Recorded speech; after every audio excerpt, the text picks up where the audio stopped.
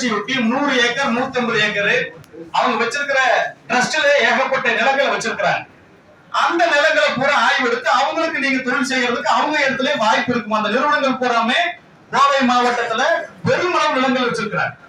அப்ப அந்த நிலங்கள் பூராம அவங்க வச்சிருக்கும் போது எதற்காக விவசாயிகளிடம் இருந்து அந்த மேய்ச்சல் நிலங்களை நீங்க தனிச்சல் சொல்லி இருக்கிறீங்க? ஒண்ணு. இதே மாதிரிதான் அந்த வாழப்பட்டியில சிப்காட்டுக்கு எதிராக மக்கள் போராடிய போது இதே முன்பு இருந்த கோவை மதிப்புக்குரிய கோவை மாவட்ட ஆட்சியர் அவர்கள் இங்க சிப்காட் வராதுன்னு எங்களை கூப்பிட்டு இதே மாவட்ட ஆட்சியர்கள் வச்சு எங்களுக்கு எல்லாம் உறுதி கொடுத்தாங்க. அமைச்சர் பெருமகனாரும் சொன்னார். ஆனா இன்னைக்கு அங்க சிப்காட் வேலைகள் நடந்து கொண்டிருக்கு. சிப்காட்டு நாங்க மிக தெளிவா பணிவோடு சொல்வது என்னன்னா, ஒரு ரயில் தண்டவாளத்தில் ரயில் போகணும்னா 2 தண்டவாளம் வேணும். அந்த மாதிரி நாடு முன்னேறணும்னா தொழில் வளர்ச்சியும் வேணும், விவசாயம் வேணும். கோவை மாவட்ட மக்கள் தொழில் வளர்ச்சிக்கு எதிரானவர்கள் அல்ல. ஆனால் இங்க தேவையை விட அதிக அளவில் தொழில் வளர்ச்சி இருக்கிறது. தொழில் நிறுவனங்கள் கூட்டமைப்புகள் வச்சிருக்காங்க, சிஇல வச்சிருக்காங்க. அவர்கள் எல்லாம் கூட்டம் போடும்போது தொழில்துறை அமைச்சர் கலந்துக்கிறாங்க. அதுக்கு வைக்கிற கோரிக்கை என்னன்னா, எங்களுக்கு சிப்காட் வேணும், சிப்காட் வேணும் கோரிக்கை வைக்கிறார். அதை வைக்கிற கோரிக்கையில கொஞ்சம் கூட நியாயம் இல்லை. ஆர்வமுள்ள தொழில் முனைவோர்கள், நிலத்தையே வாங்குறதுக்கு வசதி இல்லாத ஏழை தொழில் முனைவோர்கள் இருந்தாங்கன்னா அவங்களுக்கு நீங்க தாக்கோலை எடுத்து நிலத்தை போட்டு கொடுக்கலாம்.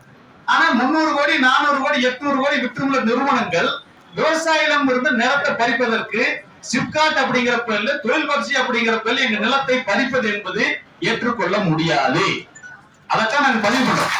ஏன்னா அன்னூர்ல இதே மாதிரி பிரச்சனை நடந்துச்சு. சிப்காட் வராதுன்னு மாண்புமிகு அமைச்சர் அறிவிச்சார். ஆனா நிலத்து ஜீரோ வேலை பண்ணிட்டு ஆவணத்தை பதிவு பண்ண முடியல. விவசாயிகளுடைய கடுமையான போராட்டம். தவறான கருத்து இல்லைங்க. பத்திரத்தை பதிவு பண்ண மாட்டேன்னு சொன்னதுக்கு அப்புறம் திறந்து போய் டோக்கனே யாருமே ரெஜிஸ்ட்ரேஷன் அங்க மாதிரி ரிஜெக்ட் பண்ண மாதிரி இதே கிடையாது. எந்த ரெஸ்ட்ரிக்ஷன் அங்க ரெஜிஸ்ட்ரேஷன் கிடையாது.